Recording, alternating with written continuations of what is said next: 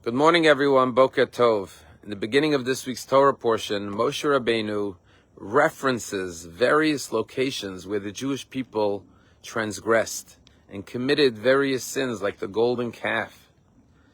But he doesn't explicitly state what their sins were.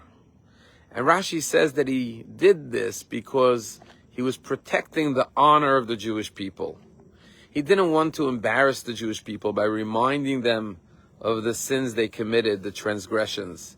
And so he only makes references to the various mistakes. For example, they complained about the manna, they worshipped the golden calf, they rebelled against Moses.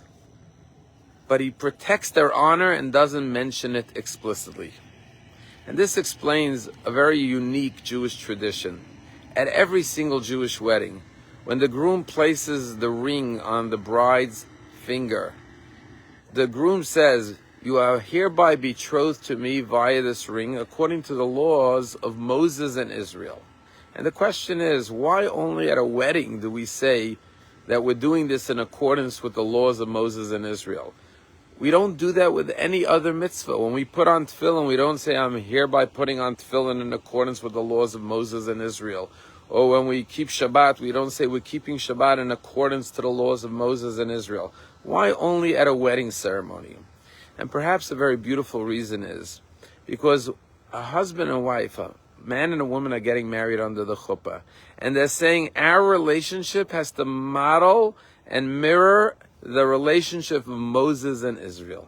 Because even though the Jewish people, Israel, gave Moses a very difficult time throughout the 40 years in the desert, challenging him, complaining, being ungrateful for everything he did to take them out of Egypt, saying things like, "Why did you even take us out of Egypt to die in the wilderness?"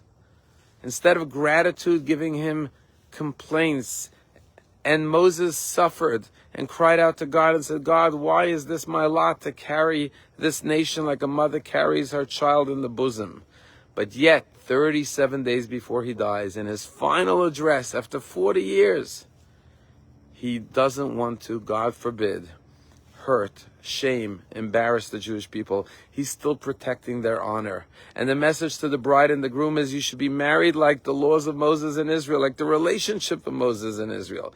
Just like Moses always protected and cherished his relationship with the Jewish people, even at the end of his life. Having taken them out of Egypt and led them for 40 years, he only wants to say positive things about them.